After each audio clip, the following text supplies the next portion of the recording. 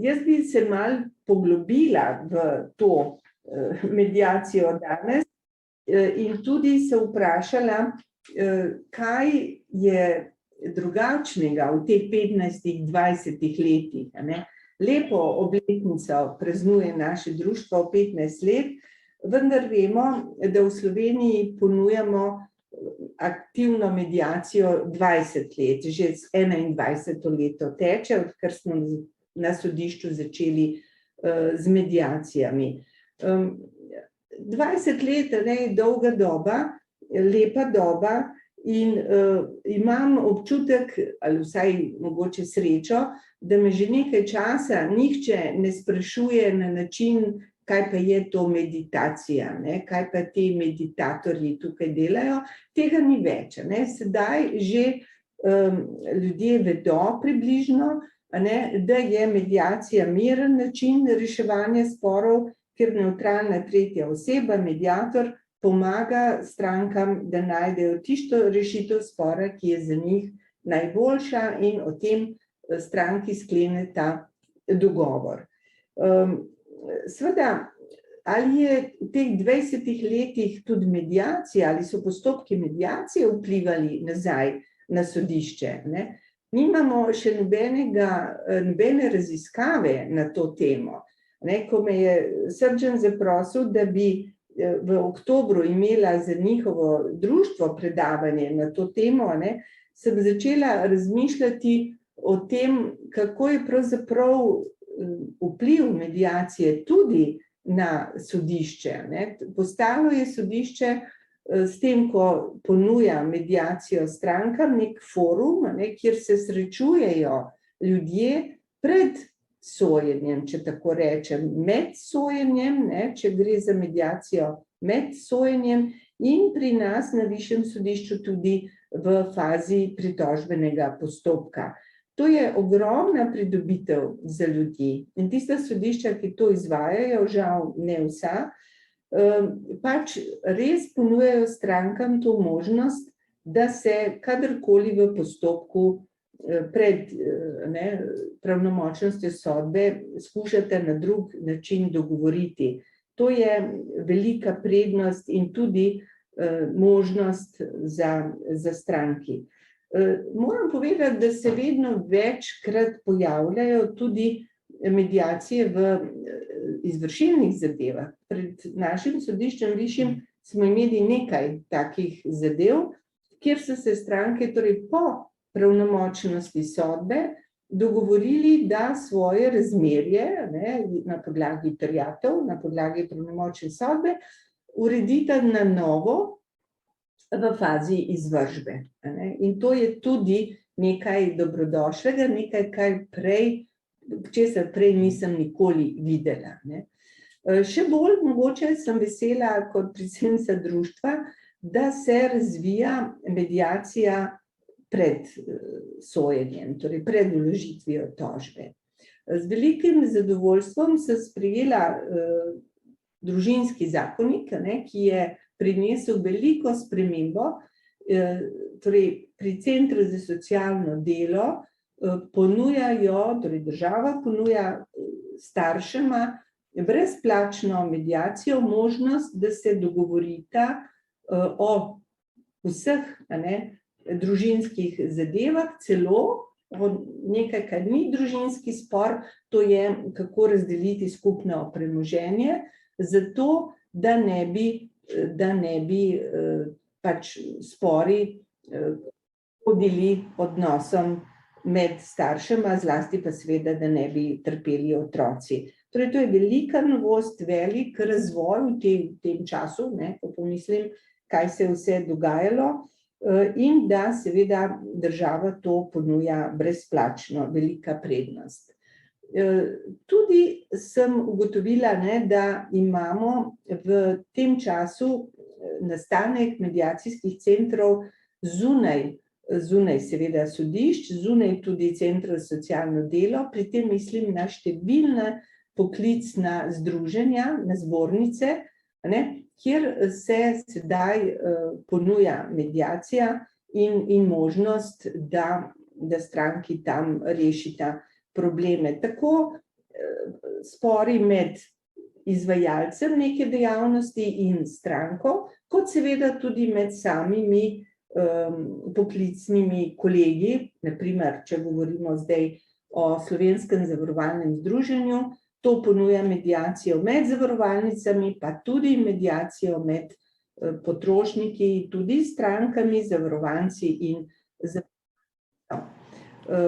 tudi naše društvo je pomagalo ustanoviti nekaj teh centrov pri raznih poklicnih združenjih in te centri delajo, recimo pri Slovenskem zavarovalnem združenju zelo veliko mediacij, to leto že tam 300 približno beležijo, medtem ko drugi pa ne. Zakaj ne drugi?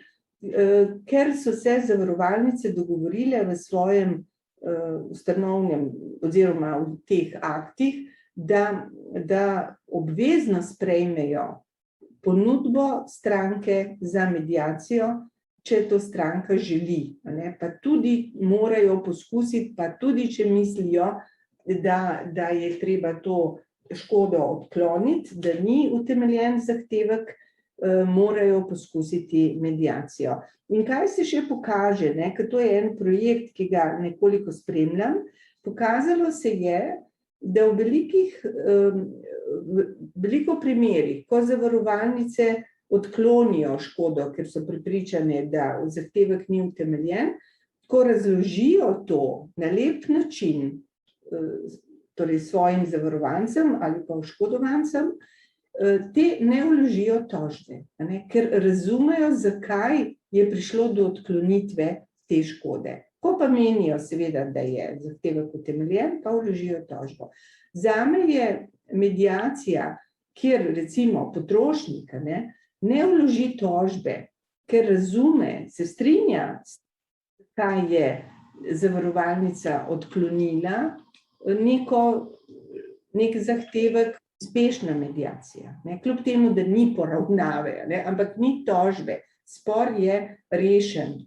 Prihranilo se je ogromno denarja, zlasti za stranke, za zavarovalnice pa tudi.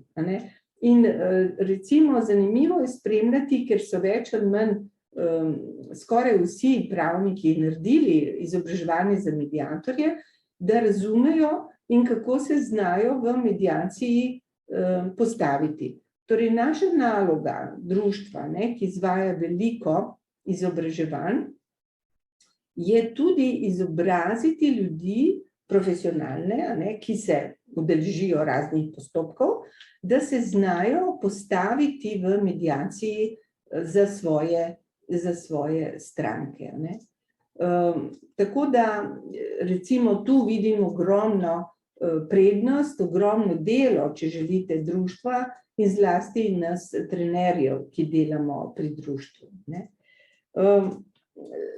Manj je bilo naše društvo uspešno ali pa ne zadosti, ampak še nismo vrgli puške v koruzo, da bi širili mediacijo v občinah. Občina je eno naravno mesto, res spet nek forum, kjer bi se morali ljudje srečevati, tudi ko so v sporu. In seveda naravno mesto je, da bi občine organizirale mediacijske centre in ponudile svojim občanom, da se lahko sprti sosedje, etažni lastniki in upravniki, vsi pač, ki so v nekih sporih, dogovarjajo.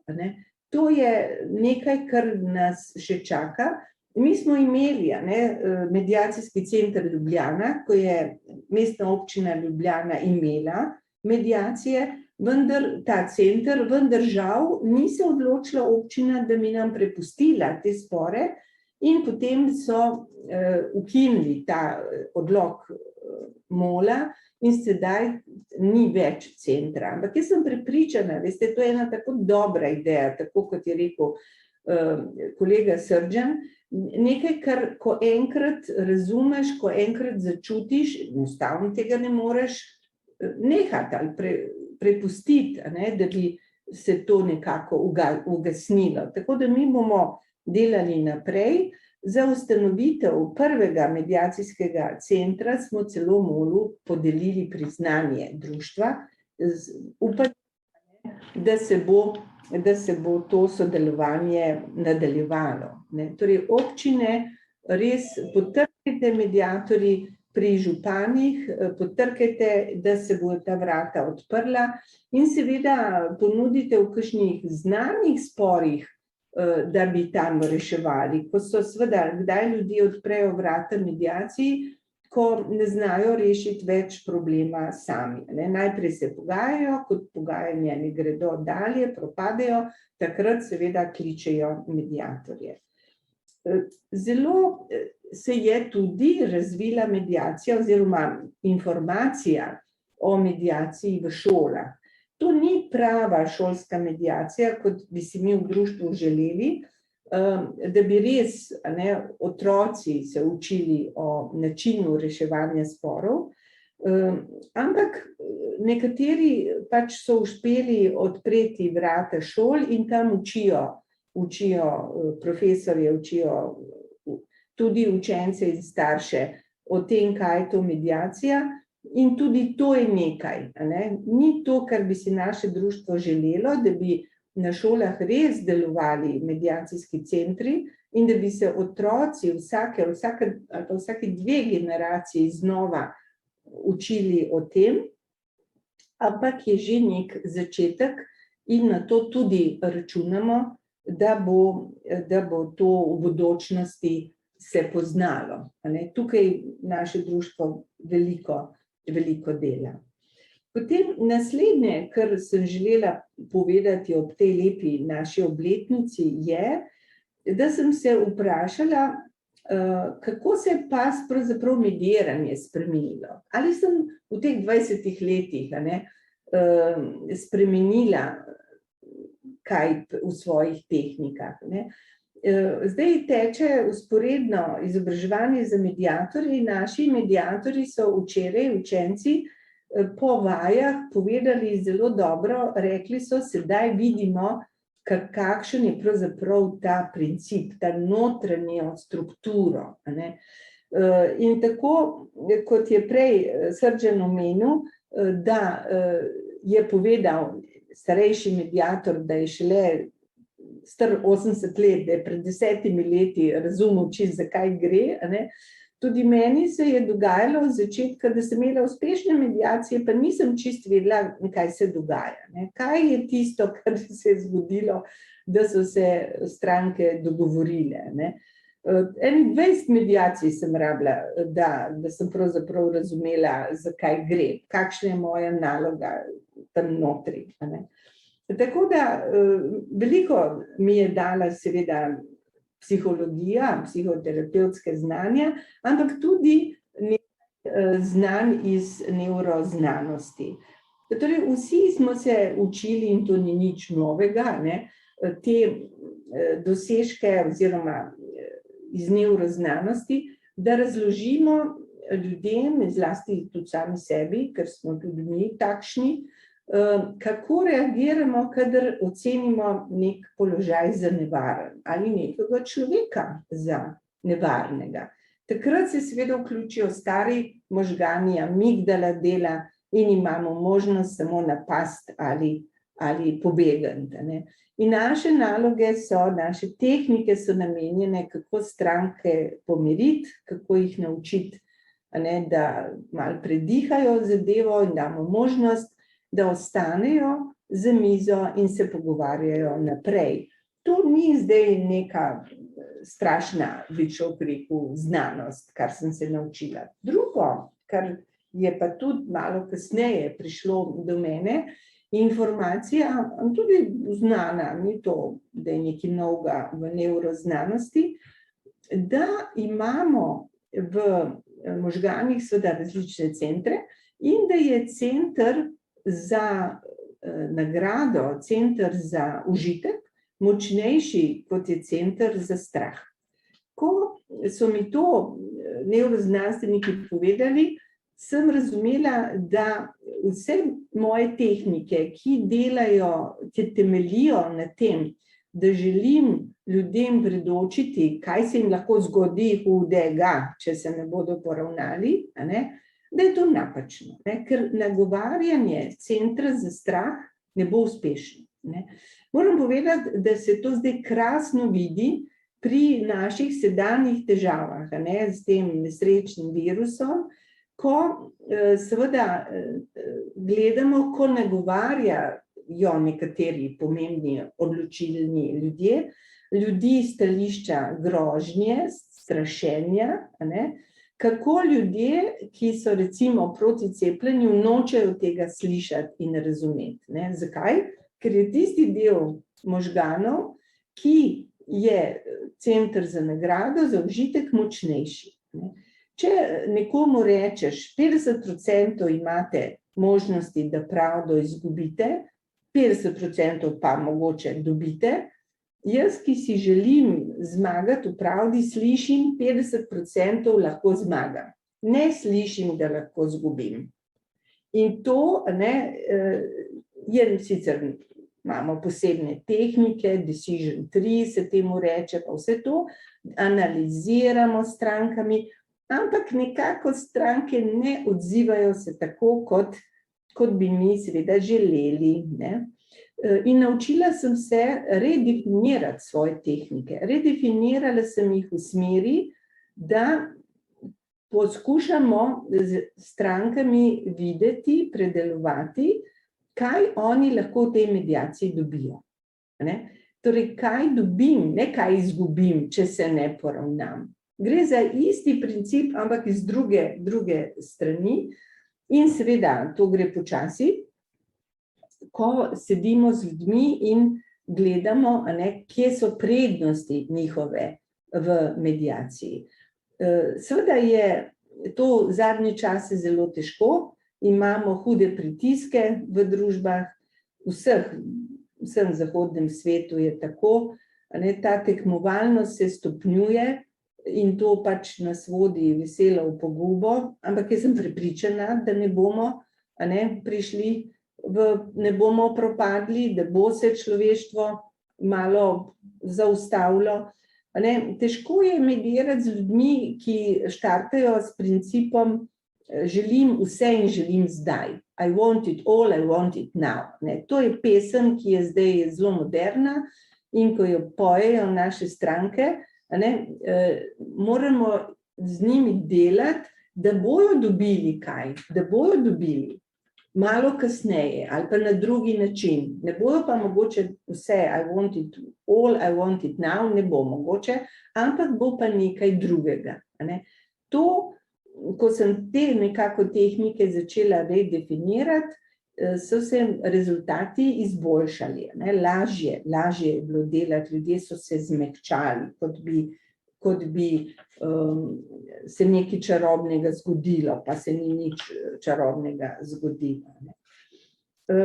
Na koncu bi pa še rada poudarila, kaj se je še v tem času zgodilo, odkar 20 let, odkar mediram.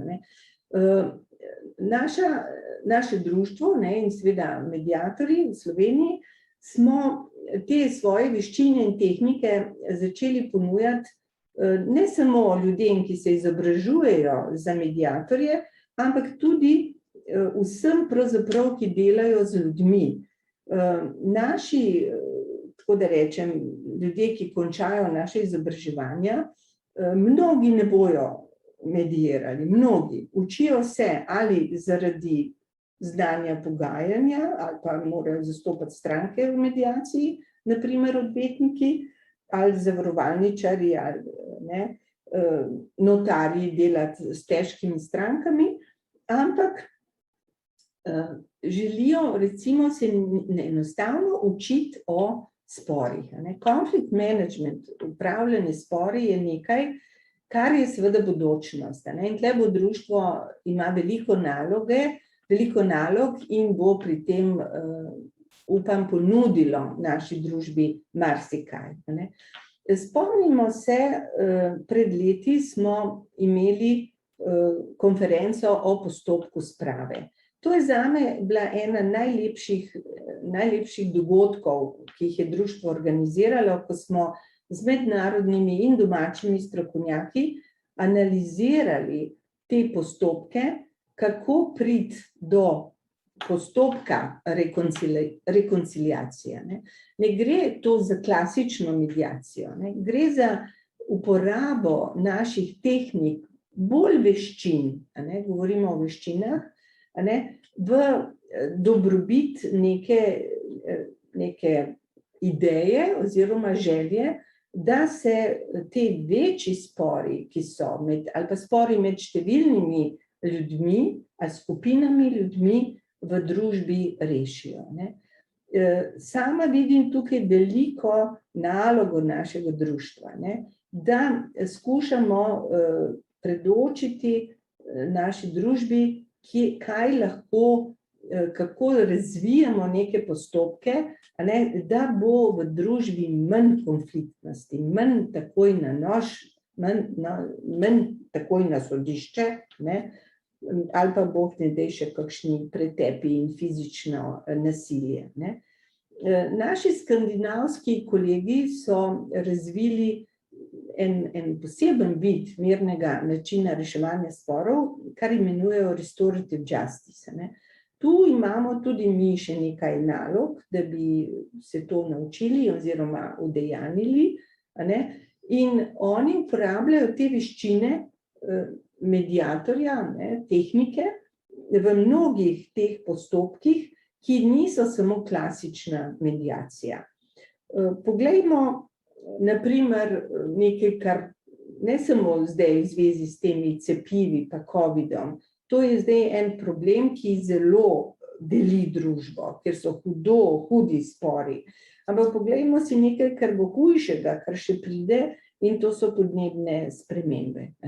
Kakšno vrsto energije bomo imeli v državi, kam bo šel denar, kako se bo to razvijalo, to bo naredilo strašne delitve, in o tem, tako rekoč, paranoičnem nezaupanju, ki sedaj obstaja, nekaj je paranoja, nekaj pa tudi utemeljeno nezaupanje iz preteklosti, tudi to moramo priznati, povzroča, da ljudje enostavno ne poslušajo se. Niso se sposobni ne poslušati, ne slišati, kaj šele razumeti. Tu, recimo, če pogledamo na okoljevarstvene težave, imamo celo v Sloveniji že ratificirano Aarhuško konvencijo. Aarhuško konvencijo, ki zapoveduje državi, da ko gre v te velike spremembe, naprimer, bomo imeli nuklearko, bomo imeli ne vem kaj, mora se krajani pogovarjati o teh zadevah in slišati različna mnenja in skušati potem sprejeti zakon, ki bo nekje vse te razlike skušal nekje pokriti in rešiti te probleme. Se ne bo vse tako, kot si želijo vsi, ampak bojo ljudje vsaj razumeli, zakaj se gre v neko rešitev in recimo, katere rešitve so možne, pa potem, če že mora biti referendum, gremo na referendum. Ne pa takoj na referendum, ali po moje, ali ne bo. Ali če jaz ne zmagam, ne vse propade. Rada bi spomnila nas vse mediatorje, to je nekaj, kar vsi vemo in poznamo. Obstaja v mediaciji en čarobni trenutek, ko se sprte stranke začnejo poslušati, slišati in seveda razumeti. Ko se razumejo, ko razumejo interese, želje druge strani in to pokažejo, seveda takrat, ko so oni slišani in razumljeni, takrat pride do tega čarobnega trenutka, ki ga vsi poznamo, ko se lahko mediator takole nagne v Bahama position in pusti, da stranke iščejo možnosti in mi samo pomagamo in tako dalje. Ta čarobni trenutek obstaja tudi na nivoju skupine. Ta čarobni trenutek se lahko zgodi tudi, recimo, spomnim se tega trenutka, ko sva z Rudijem Tavčarjem meditirala te Netiše in ko se je pri 300 ljudeh ta čarobni trenutek zgodil. Torej, to je možno, obstajajo te postopki, ki pomagajo tudi v zelo hudih sporih v družbi, da se ljudje slišijo, razumejo in seveda potem skupaj gradijo rešitve. Ni boljšega, kot če deluje tim. V pripravi za to konferenco, dokler se ni usedlo veliko ljudi skupaj in smo premislili in reševali tole, kako vse bo ta konferenca potekala, ni šlo. Jaz sem bila čist fertik od strahu, to ne bo šlo, ampak seveda, ko več glav več ve, se je vse rešilo in zadeva, kot vidite, poteka. Torej, ne zaključim z mislijo, da v življenju, v evoluciji, tako človeške vrste, živalskih vrst, kot seveda tudi pri rastlinah, niso zmagali tisti, ki so bili največji, najmočnejši, najbolj borbeni. Ne. Zmagali so, preživeli so tisti, ki so znali sodelovati. Kljub temu, da tekmujemo, v enem trenutku se pa moramo vprašati, če želim jaz doseči svoj interes, ali mi lahko kdo drug pomaga pri tem, in seveda, kaj moram jaz dati temu drugemu, da z mano sodeluje. Da bi seveda ta sinergija prišla do izraza in da lahko potem vsi pravzaprav nekaj dobimo, čim več dobimo in napredujemo. Torej, ta sinergija je naše sporočilo, sinergija sodelovanja je naše sporočilo iz te konference in mediatorji smo nosilci te sinergije v družbi. Tako, hvala lepa.